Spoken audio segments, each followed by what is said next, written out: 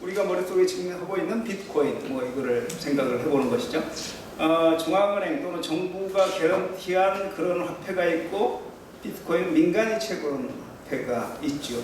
그런 시스템으로 두 개를 비교해 보는 것. 그래서 이제 오늘 전체 강의 속에서는 이것들이 어떤 의미를 가지는 건가 그걸 한번 보시고, 또 하나는 지금 현재 금융 시스템, 현대의 금융 시스템이라고 하는 것은 중앙은행, 한국은행 같은 게 있고 그 밑에 상업은행들이 있죠. 상업은행들을 엮여서 중앙은행이 돈을 공급하고 그렇게 되면 상업은행, 우리 시중은행, 은행들이 다시 민간에 대출해주고 예금받고 이렇게 왔다 갔다 하는 그런 순환 시스템으로 그동안 이루어져 왔고, 그 순환 시스템은 결제로 해가지고 연결되어 있는 것이죠. 한편은 이제 그렇게 해서 현대 금융자본주의 시스템이 그렇게 형성이 됐습니다. 근데 요즘에 이제 일어나는 또 하나 현상은 이런 거가 있는 것이죠.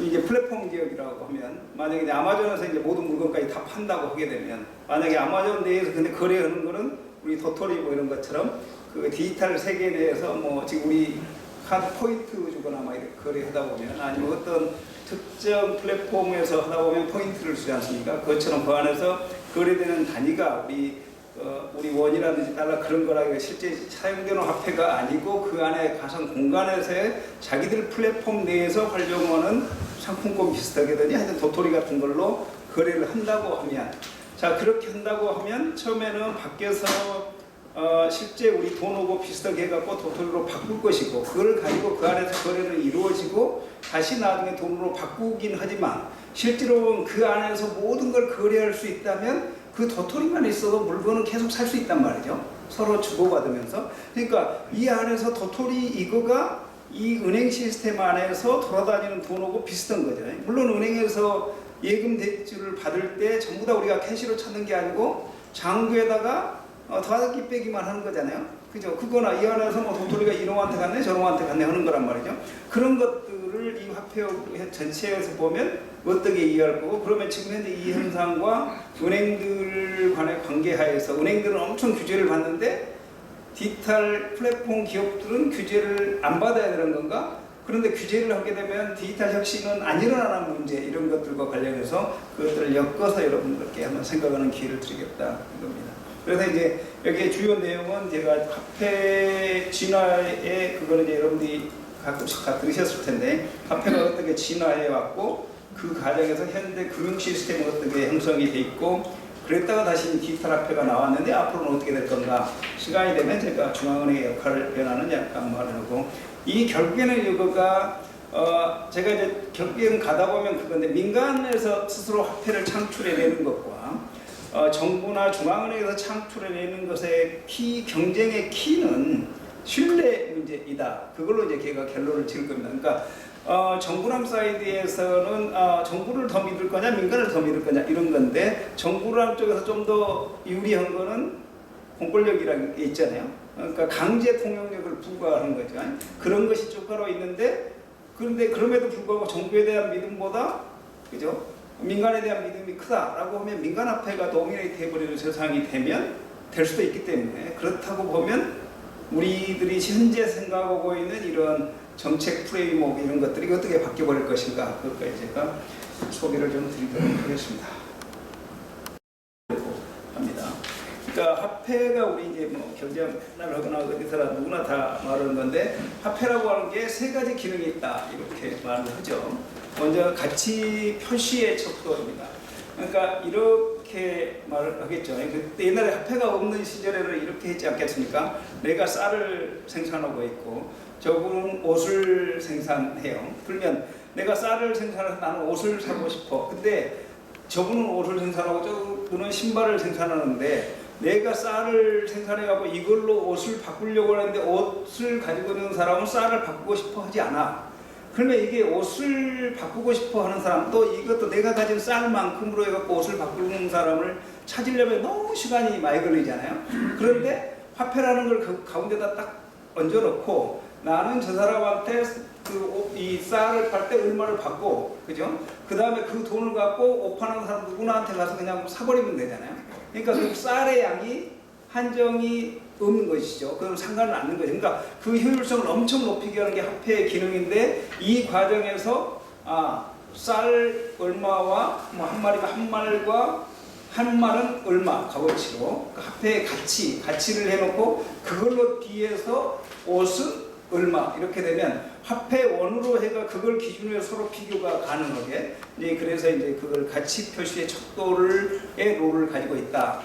그런데 한국은행에서 기본적으로 돈을 찍어내거나 얼마만큼을 은행한테 대출해줬다고 해갖고 걔들 장부에다 정산으로 기록해놓고 걔들한테 빌려주면 은행 애들은 뭐를 하냐면 은행에서 시중은행은 은행에서 대출을 해주죠.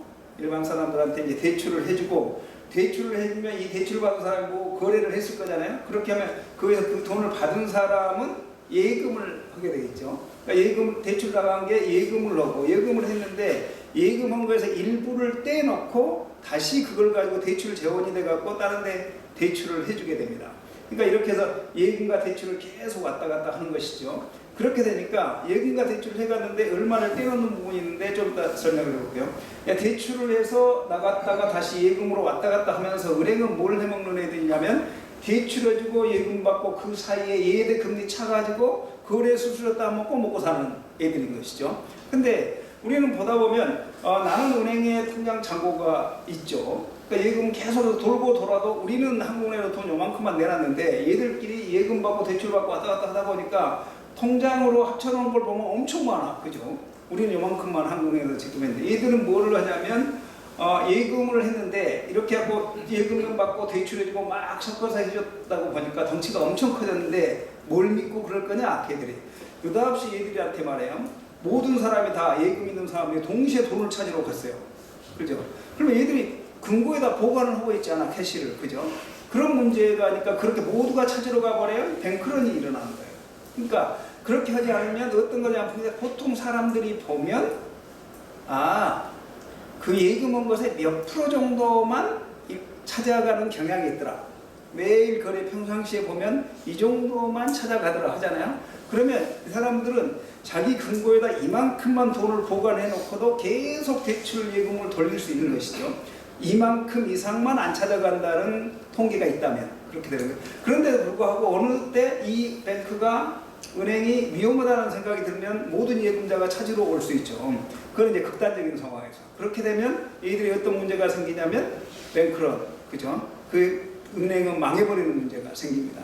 그래서 우리가 평상시에 한국은행이라 해서 시중은행한테 지급준비금으로 얼마나 늘 확보를 해야 된다라고 해서 지급준비율을 강제로 규제합니다.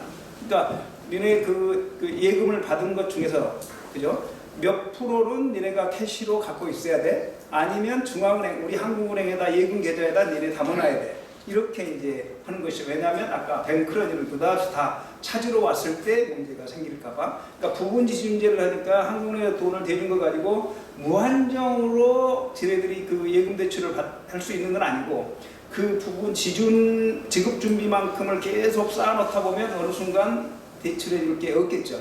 그런 상태까지 얘들이 신용을 창출할 수 있다. 저희는 그러니까 중앙은행에서는 실제로는 요만큼을 발행을 했는데 한국은행 돈은 시중은행들이 또는 상업은행들이 이걸 대출하고 예금하는 그 과정에서 추가적으로 돈을 창출합니다. 이제 우리는 그걸 신용 창출 이렇게 말하는데 그것도 돈이라고 볼 수 있는 것이죠. 그러니까 현대의 이제 봐요. 이게 늘 많이 보시던 거잖아요. 이거 하다 보면 이게 처음에는 아주 부족 시대 뭐 몇 개 마을밖에 안 살 때는 그 서로 그 화폐의 중간 매개 역할을 하는 게 뭐 저런 돈을 직접 만들 필요까지 없었지 않아요? 뭐 조개로 하자 뭘 하자 해갖고 이거 조개 2개는 뭐 쌀 몇 마리 값이야 뭐 이렇게 해갖고 그거 갖고 있으면 되고 그거 뭐 움직일 일도 없고 동네 안에서 뭐 집에 갖고 있다가 너 이거 준다 뭐 이렇게 하면 되는 거잖아요.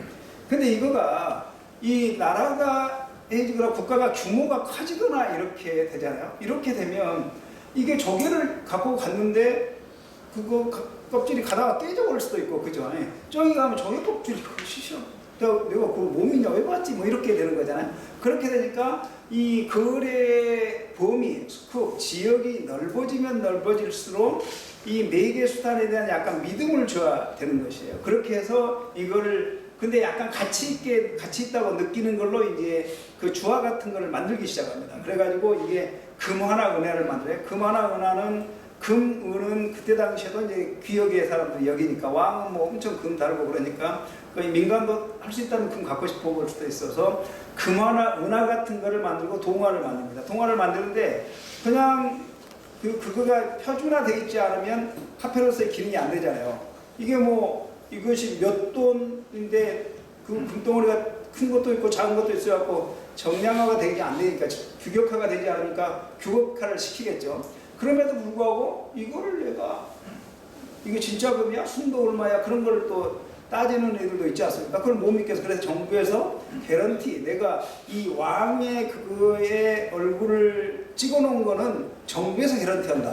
순도 뭐 이런 거를 그런 식으로 해야만 믿지 않겠습니까? 그래서 그 다음에 좀 더 먼 거리를 가야 되고 그러니까 이걸 전부 다 그 수레에다 끌고 가려고 하더라도 이런 형태로는 줄어들어야지 이게 쌀벌이 갖고 갈 수가 없기 때문에 그래서 금속 화폐 형태로 갑니다. 근데 이거는 사람들이 선호하는 귀한 금속 이런 거기 때문에 그 본질적인 약간의 가치 사람들이 선호하니까 그 가치는 가지게 돼 있었어요. 근데 그러다가 거래가 더욱더 확대됩니다. 막 그죠? 심지어는 막 제국이 등장하고 막 이렇게 되니까 아니면 뭐 그 로마 그쪽에서부터 아니면 그리스 뭐 그런 데서부터 저쪽 그